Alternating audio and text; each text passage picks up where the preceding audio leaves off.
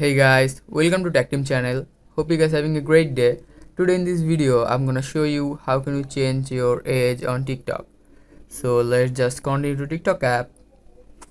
Now in TikTok app, here you can see in the bottom right your profile option. Click on it. You can see in the top right the three dash icon. Click on it. Now just click on the third option, settings and privacy. Scroll down and here you can see report a problem in support and about. The first one, click on it. Now here in topics you can see direct message, the middle one, click on it. You can see the first one, direct messaging is no longer available, click on it. You can see is your problem resolved, click on no. Now just click on need more help.